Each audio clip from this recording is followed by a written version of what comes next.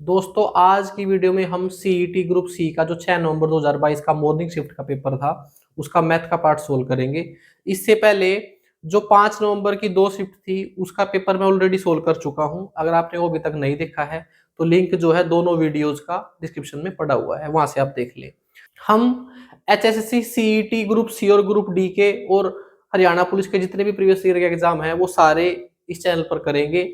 अगर आपको मैथ के प्रीवियस ईयर के क्वेश्चन एक अच्छी अप्रोच से सीखने हैं तो मेरे चैनल को सब्सक्राइब जरूर करें। तो चलिए शुरू करते हैं। हमारा पहला क्वेश्चन है 5 संतरे 10 रुपए के भाव से खरीद कर 6 संतरे 15 रुपए के भाव पर बेचे गए, लाभ प्रतिशत। इस क्वेश्चन में हमारी एक ही ट्रिक है, हमने संतरे जितने खरीदे हैं उतने ही बेचे हैं, तो आपने इसमें संतरों की संख्या बराबर कर लेनी है, आपका क्वेश्चन सोल्व हो जाएगा। और इस प्रकार के क्वेश्चन में हमेशा आपने ऐसे ही करना है। अब 5 संतरे 10 रुपए के भाव से खरीदे थे और 6 संतरे 15 के भाव से बेच दिए। ये हमारे संतरे हैं यानी कि आइटम है और ये रुपीज है। संतरे जितने खरीदे गए थे उतने ही बेचे गए होंगे, इसलिए इन दोनों को हम बराबर कर लेंगे। और बराबर करने का क्या तरीका है, इस ऊपर वाले को हम 6 से गुणा कर देंगे और नीचे वाले को 5 से। ये लीजिए, ये हो गया 6 5 30, यानी कि हमने 30 संतरे खरीदे थे, कितने के, 60 रुपए के। और 6 5 30, हमने 30 संतरे कितने के बेच दिए, 15 5 75। अब यहां से आपको क्लियरली नजर आ रहा है संतरे हमारे बराबर हो गए हैं। 60 रुपए के खरीदे थे और 75 के बेच दिए, तो यहां से हमें पता चला हमें प्रॉफिट हुआ है। और कितना प्रॉफिट हुआ है, 15 का। अब लाभ प्रतिशत निकालना है हमें। 15 का लाभ हुआ कितने पर, 60 पर, और गुणा में 100। 15 से काट दिया 4 आ गया, 4 से इसको काट दिया 25 आ गया, तो उसे लाभ जो हुआ है वो 25% का हुआ है। क्वेश्चन बिल्कुल आसान था। कभी भी इस प्रकार का क्वेश्चन आता है आप संतरों की संख्या जो भी आइटम दे रखे हैं उनको बराबर कर ले, आपका आंसर आ जाएगा। चलिए आगे चलते हैं। दूसरा क्वेश्चन है, यदि किसी धनराशि पर 7.5% वार्षिक दर से 15 मास का साधारण ब्याज उसी धनराशि पर 12.5% वार्षिक दर पर 8 मास के साधारण ब्याज से 32.5 रुपए अधिक है तो धनराशि है। इस क्वेश्चन में मूलधन जो है वो बराबर है, केवल दर और समय अलग होने की वजह से ब्याज जो है वो बढ़ गया है। तो ऐसे में हमने क्या करना है, एक बार पहली वैल्यू से ब्याज निकाल लेना है। अब दर जो है वो 7.5% है। अगर 7.5% को मैं फ्रैक्शन में बढ़ाऊं तो ये हो जाएगा 7 दूनी 14 और 1 15, 15/200।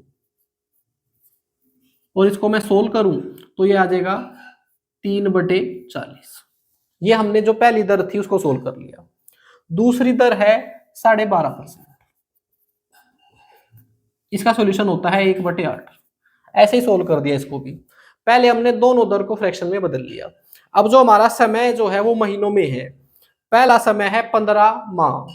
अब हम क्या करेंगे, पहले यहां से ब्याज निकाल लेंगे। तो मैंने मूलधन को मान लिया P, दर है हमारी 3/40 और समय है 15 माह। दर जो है आपकी वार्षिक थी तो समय भी आपका वार्षिक होना चाहिए, तो मैंने इसको 12 से डिवाइड करके वार्षिक बना लिया। माइनस दूसरा मूलधन सेम है भाई, अगली दर है 1/8 और समय है इसमें 8 माह। अब इसको भी वर्ष में बनाने के लिए 12 से भाग कर लिया क्योंकि दर हमारी वार्षिक थी। इसको सोल्व कर लें, 8 से 8 कैंसिल हो गया, 5 3 15, 5 8 40।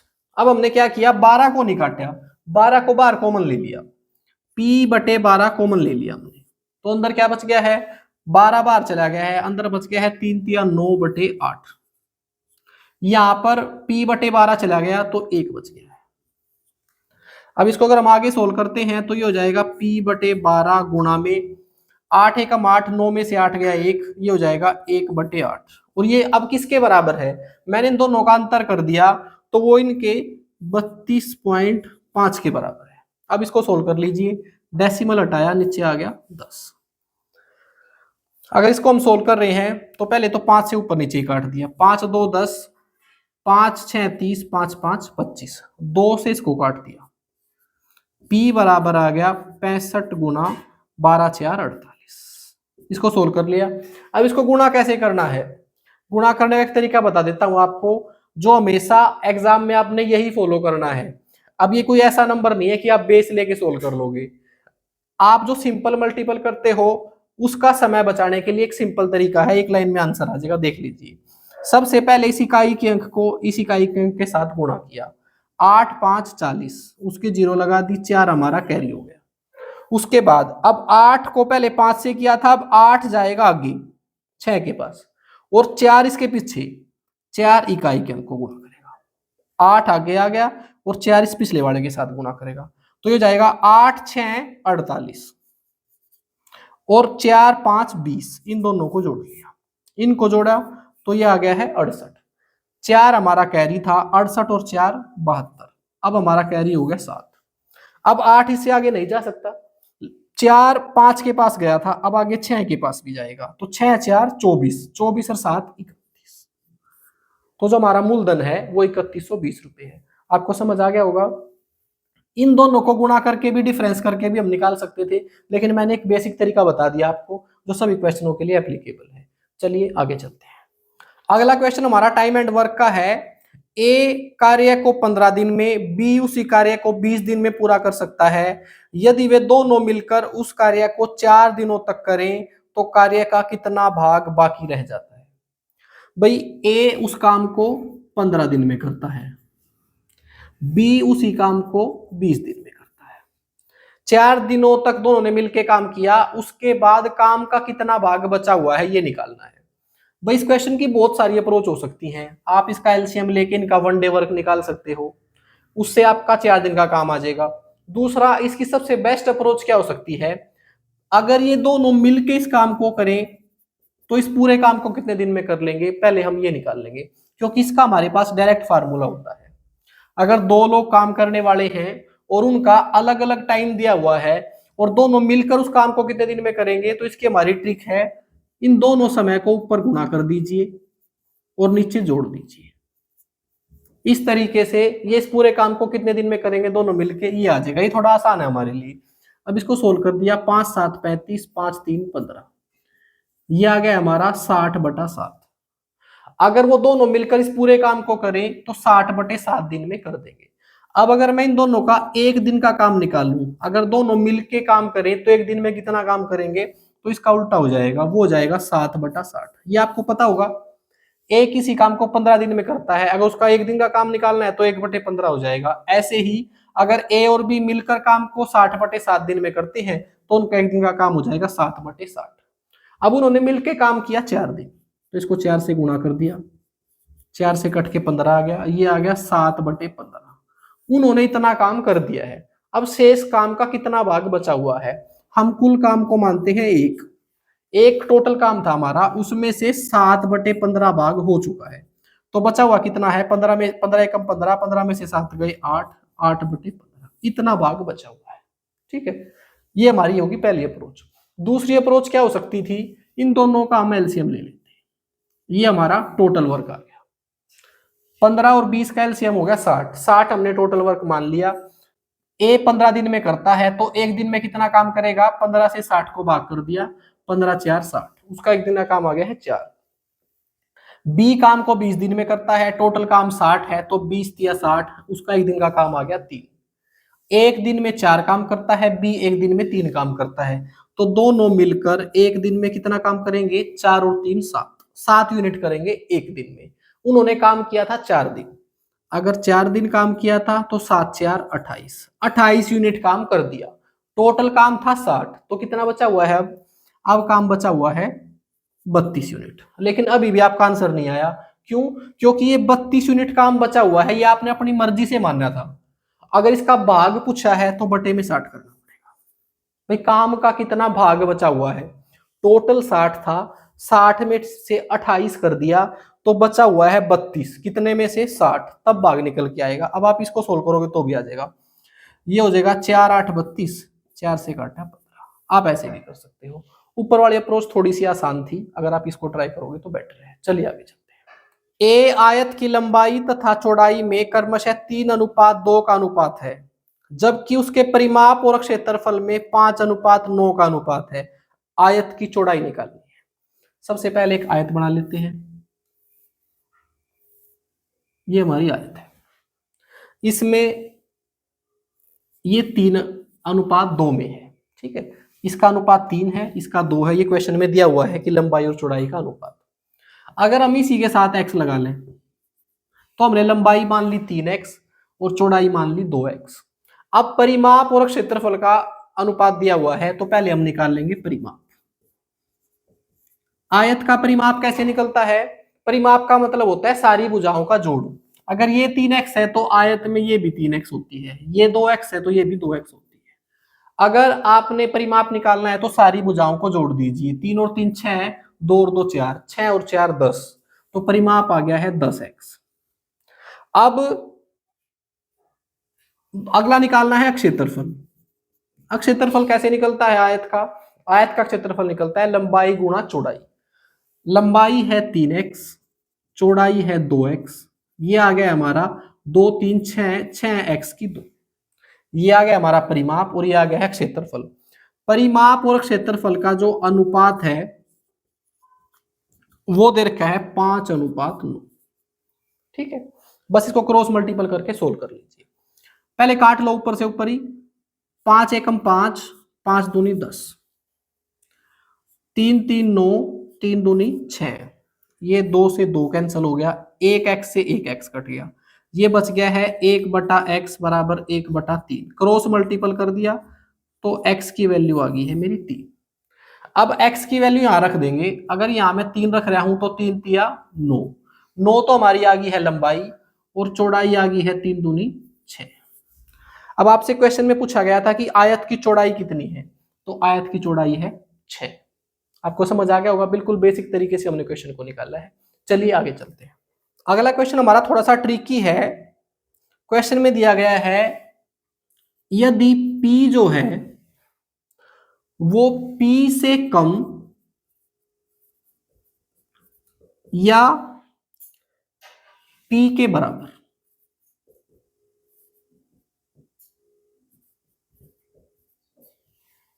यदि P जो है P से कम या P के बराबर बड़े से बड़े पूर्णांक को दर्शाता है।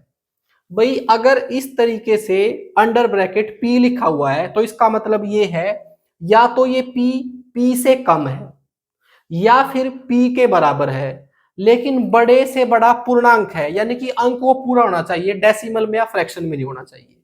अब नीचे हमें दिया हुआ है -1/2 प्लस 4 से ही 2/5 प्लस में 2। अब इस स्टेटमेंट पर इन सभी अलग अलग डिजिट को हमने कंपैरिजन करना है। अब ये इसी ब्रैकेट के अंदर P है एक, ये P जो है या तो इससे छोटा होना चाहिए या इसके बराबर, लेकिन पूर्णांक होना चाहिए। अब इससे छोटा और या इसके बराबर पूर्णांक क्या हो सकता है? अब अगर मैं एक नंबर लाइन ड्रॉ करता हूं तो इसमें यहां पर है 0, यहां पर है 1 2 3 4 और आगे ऐसे ही चल रहा है। इधर है -1 -2 -3, ये भी ऐसे ही चल रहा है। अब इसमें ये जो है ये यहां पर है -1/2। अब इससे बड़ा पूर्णांक तो 0 है जो हम नहीं ले सकते, क्योंकि ये बोला है या तो इसके बराबर होना चाहिए या इससे कम, और इससे कम जो है वो पूर्णांक है -1। ठीक है, तो इसकी जगह हम लेंगे -1। अब प्लस में ये जो है ये 4 सही 2/5 जो है ये इन दोनों के बीच है। अब इसमें पूर्णांक या तो ये खुद ही पूर्णांक होना चाहिए या फिर इससे कम। इससे कम पूर्णांक क्या है हमारा 4, तो फिर आगे ले लिया हमने 4।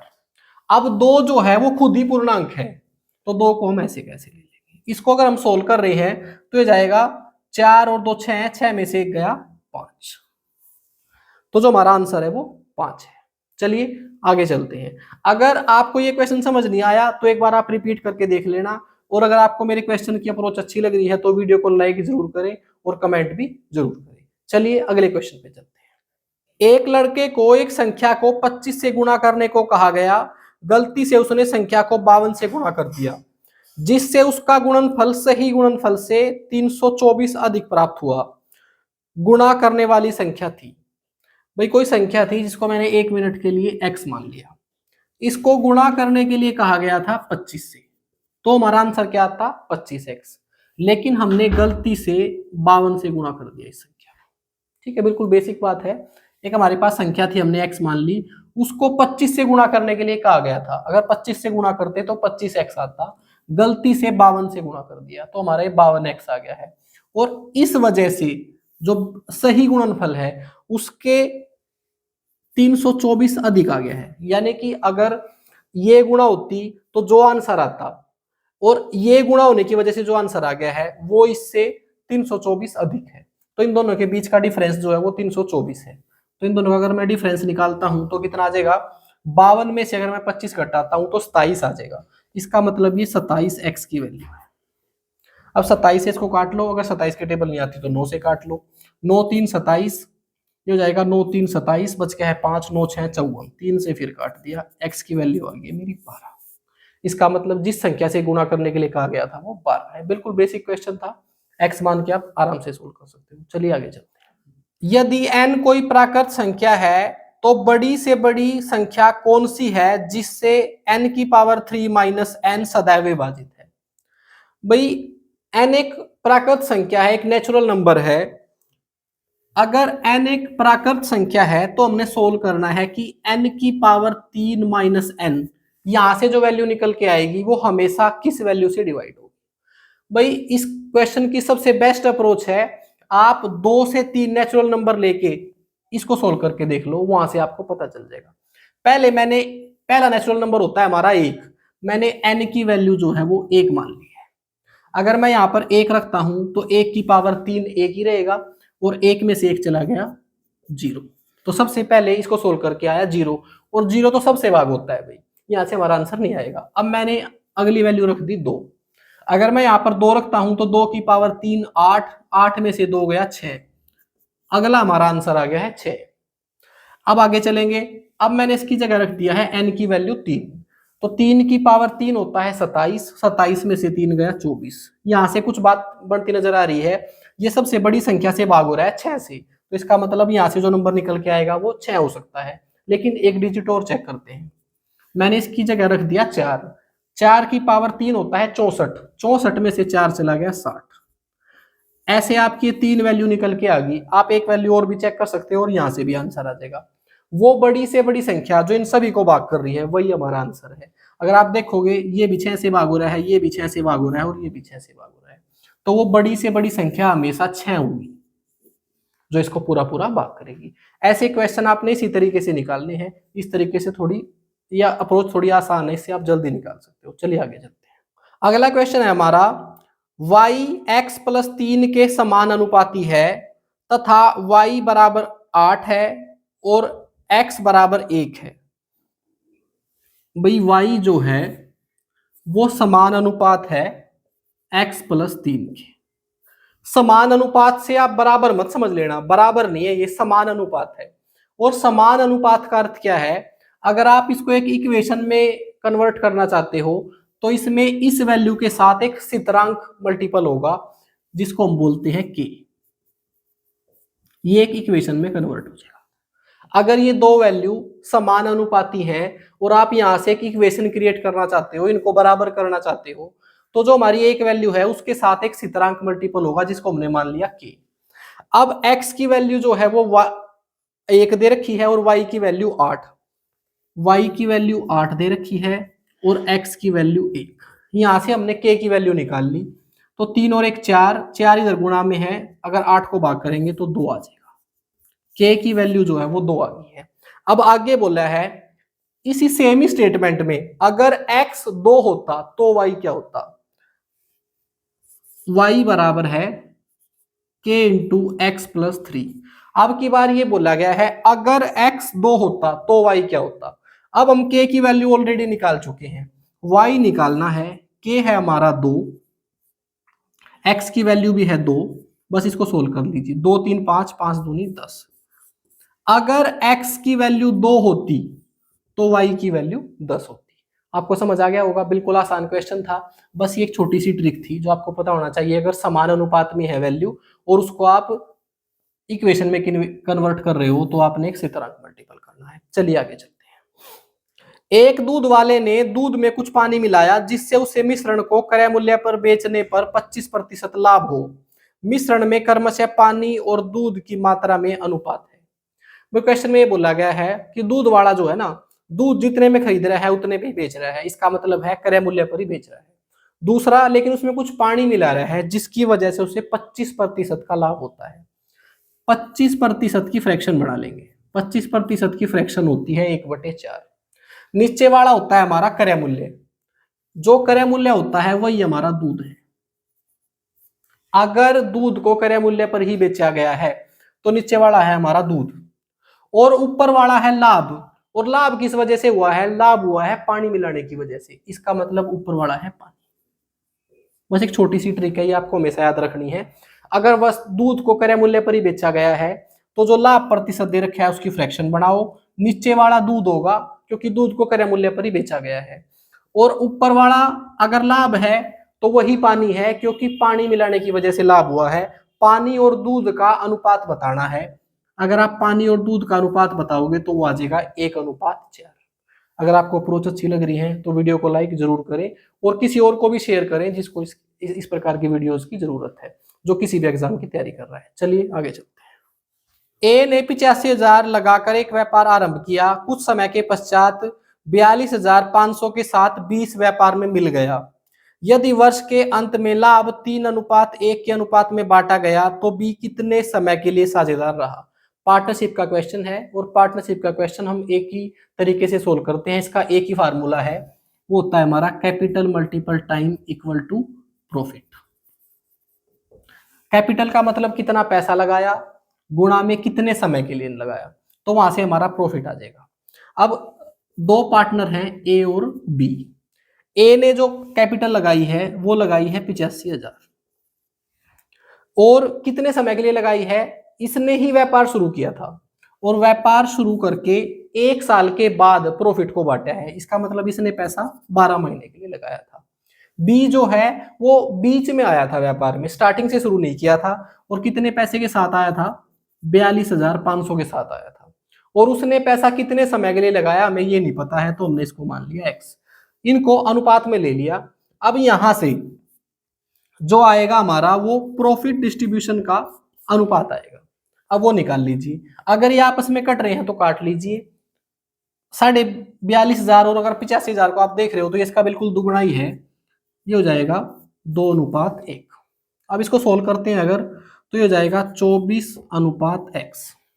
ये प्रॉफिट डिस्ट्रीब्यूशन का अनुपात आ गया है और यही क्वेश्चन में हमें दिया हुआ है 3:1। तो इसको मैंने लिख दिया 24/x और 3:1 को लिख दिया है 3/1। इसको क्रॉस मल्टीपल कर लीजिए या ऐसे ही काट लीजिए। तो x की वैल्यू जो है वो 8 आ गई है। इसका मतलब b ने 8 माह के लिए पैसा लगाया था। चलिए आगे चलते हैं। एक व्यक्ति अपनी आमदनी का 75% खर्च करता है, उसकी आमदनी 20% बढ़ जाती है तो वह अपने खर्च में भी 10% की बढ़ोतरी कर लेता है। उसकी बचत में बढ़ोतरी होगी, ये निकालना है। तो क्वेश्चन में जो आपका पहला परसेंटेज दिया हुआ है उसकी फ्रैक्शन बना लीजिए।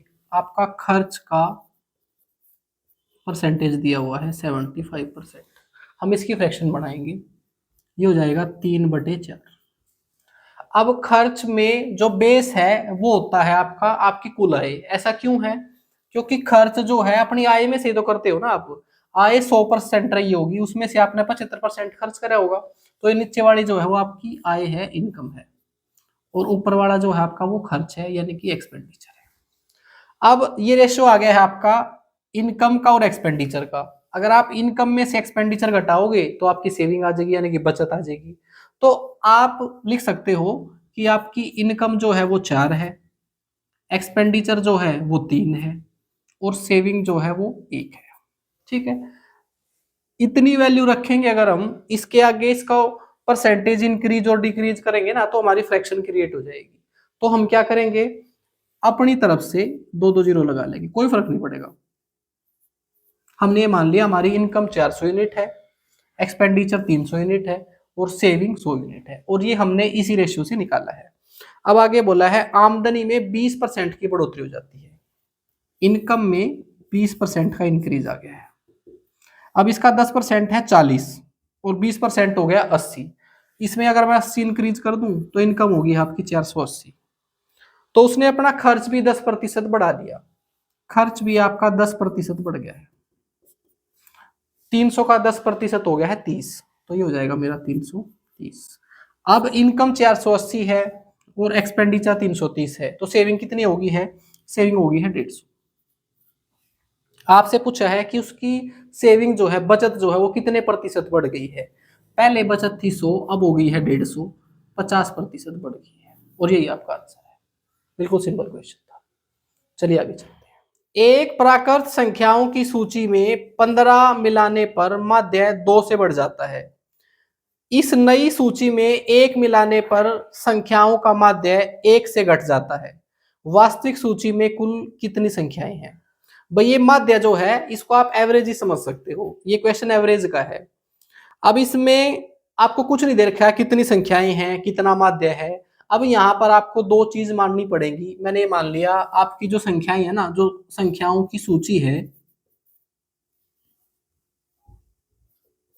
वो है x, और इनका जो माध्य है वो है y। ये हमने अपनी तरफ से अज्यूम कर लिया। अब अगर संख्याओं का योग निकालना है तो आपका एक एवरेज का फार्मूला है, आंकड़ों का योग बटे में आंकड़ों की संख्या, आपका माध्य निकलता है। अगर मैं इन दोनों को गुणा कर लूंगा तो आपका संख्याओं का योग आ जाएगा, वो हो जाएगा x इंटू वाई, जिसको हम लिखते हैं एक्स वाई।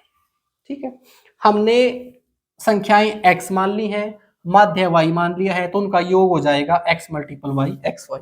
अब हम देखते हैं, अब इस सूची में 15 बढ़ा दिया गया है, तो 15 एक संख्या है जो इस सूची में ऐड कर दी है, और जिसकी वजह से माध्य जो है वो 2 बढ़ गया है। तो हमारा कुल संख्याओं का योग था एक्स वाई। इस योग में अगर मैं 15 बढ़ा देता हूं तो उससे क्या होगा, अगर मैं अब इसका माध्य निकाल लूं, आंकड़ों का योग बटे में आंकड़ों की संख्या, पहले संख्याएं थी x, एक 15 और ऐड कर दी, अब इतनी संख्याएं होगी हैं, तो जो माध्य है ना वो 2 बढ़ गया है। ये हमारी पहली इक्वेशन है। अब इसको सोल्व कर दें, ये हो जाएगा एक्स वाई प्लस 15 बराबर है x y plus 2x plus y plus 2। इसको इसके साथ गुणा कर दिया, ये इससे कैंसिल हो गया है, ये 2 इधर आके माइनस का हो गया, 13 बराबर आ गया 2x प्लस में वाई। ये हमारी इक्वेशन 1 हो गई है। ठीक है, अब दूसरा बोला गया है, अब जो ये हमारी नई सूची बन गई है एक्स वाई प्लस 15, अगर इसमें एक संख्या और बढ़ा दी जाए 1, अगर इस योग में एक और बढ़ा दिया जाए तो जो माध्य है वो एक कम हो जाएगा। अब की बार जो माध्य है वो एक कम हो जाएगा। पहले माध्य कितना था भाई, पहले माध्य आ गया था हमारा ये, अब इसमें से एक कम हो जाएगा। अब यहां पर माध्य मैं कैसे निकाल लूं, पहली संख्याओं का योग था इतना, इसमें एक और बढ़ा दिया, तो अब संख्याएं कितनी होगी हैं x प्लस 2, x प्लस 1 पहले ही थी, एक और बढ़ा दी। अब इसको भी सोल्व कर लीजिए। अब यहाँ पे मैं लिख सकता हूं 2 में से 1 गया 1, तो यहां पर आ गया है y प्लस 1, ये उधर जाके मल्टीपल हो जाएगा, ये हो गया है एक्स वाई प्लस में 16 बराबर एक्स वाई एक्स 2y और 2, ये आ गया है। ये इससे कैंसिल हो गया, ये इधर आके माइनस का हो गया, तो ये हो गया 14 बराबर x प्लस 2y। ये आपकी दो इक्वेशन आ गई है, एक ये है एक ये है। अब यहां से आप x और y का मान निकाल सकते हो। मैं इसको थोड़ा सा मिटा देता हूं, नहीं चलो मैं यहां करता हूं। तो अब यहां पर क्या किया मैंने, इसको 2 से गुणा कर दिया ताकि y बराबर हो जाए, इसको 2 से गुणा किया तो ये हो जाएगा 13 दूनी 26 4x 2y। इसको ऐसे कैसे इसके नीचे लिख दिया, 14 बराबर है x प्लस 2y। अब इसको घटा दिया, माइनस माइनस माइनस, ये कैंसिल हो गया, ये इसमें से घटा 3x, ये इसमें से आ गया है 12, 3 से इसको काट दिया, x की वैल्यू आ गई है मेरी 4। अगर x की वैल्यू 4 आ गई है तो इस इक्वेशन में धर के y की वैल्यू निकाल लो। वैसे बस संख्याएं निकालनी थी, सूची में कितनी संख्याएं हैं, तो हमारा आंसर आ गया है 4। y की वैल्यू निकालने की जरूरत नहीं है। थोड़ा सा लेंथी क्वेश्चन था, इन 15 के 15 क्वेश्चनों में एक यही क्वेश्चन ऐसा था जो अच्छा खासा लेंथी था, जिसमें दोनों वैल्यू मानने की जरूरत थी। इसको आप एक बार रिमाइंड करके देख लेना। चलिए आगे चलते हैं। छह संख्याएं a b c d e f इस प्रकार हैं कि ए बी बराबर है 1 के, बी सी बराबर है 1/2 के, सी डी बराबर है 6 के, डी ई बराबर है 2 के तथा ई एफ बराबर है 1/2 के। ए बी अनुपात बी ई अनुपात सी एफ निकालना है। सबसे पहले छह संख्याएं हैं a b c d e f. Question में दिया हुआ है ए बी जो है वो 1 के बराबर है। अगर a मल्टीपल b 1 के बराबर है और हम अपनी तरफ से माने तो a को भी हम 1 मान सकते हैं और b को भी 1। ये हमने अपनी तरफ से अजम्पशन कर लिया। आगे दिया गया है b मल्टीपल c है 1/2। अब b को हम ऑलरेडी मान चुके हैं 1। अब अगर यहाँ पर b को 1 रखते हैं हम तो c की वैल्यू 1/2 आ जाएगी। ये आ गया c की वैल्यू। आगे दिया हुआ है सी डी बराबर है 6। अब c की वैल्यू हमने मानी थी 1/2। अगर मैं c की जगह 1/2 रख देता हूं, d को ऐसे ऐसे रखता हूं तो ये इधर जाके मल्टीपल हो जाएगा। d जो है मेरा वो 12 आ जाएगा। फिर आगे दिया हुआ है डी ई बराबर है 2। अब d की वैल्यू है मेरी 12। अगर मैं यहाँ पर 12 और e और 2 रख देता हूं तो क्या होगा, ये उधर जाके डिवाइड हो जाएगा। e की वैल्यू जो है वो 1/6 आ जाएगी। उसके बाद EF दे रखा है 1/2। E की वैल्यू है 1/6। E की जगह 1/6 रख दिया, ये उधर चला जाएगा तो F जो है वो आ जाएगा 3। सबसे पहले हमने A B C D E F सब की वैल्यू निकाल ली। अब हमें क्वेश्चन में दिया गया है कि AB अनुपात BE अनुपात CF ये निकालना है। ए की वैल्यू है 1, बी की वैल्यू भी है 1 तो ये तो आ गया है मेरा 1। बी जो है वो है 1 और ई जो है वो है 1/6। सी जो है वो है 1/2 और एफ जो है वो है 3। इसको अगर हम सोल्व करें तो नीचे 6 है, 6 से गुणा कर देते हैं इसको। 6 एकम 6 है, यहाँ पर आ गया है 1, यहाँ पर आ गया है 9। ये हमारा आंसर है। बिल्कुल आसान क्वेश्चन था। हमने पहले में जम्पशन स्टार्ट किया और बाकी वैल्यू रखते चले गए। A b c d e f सब की वैल्यू निकाल ली। उसके बाद a b b e c f सब की वैल्यू रखी और सोल्व कर दिया। चलिए आगे चलते हैं। ए की आमदनी का 5%, बी की आमदनी के 15% के बराबर है। पहले इतनी ही लाइन लिखते हैं। ए की आमदनी का 5%, बी की आमदनी के 15% के बराबर है। अब इसको सोल्व कर लेते हैं एक बार। परसेंटेज से परसेंटेज कैंसिल हो गया। 5 एकम 5, 5 3 15। ये आ गया है a गुणा में 1 बराबर है b गुणा में 3। यहाँ पर a की वैल्यू जो है वो 3 आ गई है और b की वैल्यू जो है वो 1 आ गई है।